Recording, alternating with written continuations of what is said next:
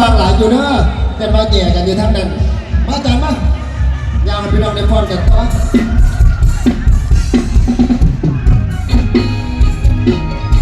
กันหลาย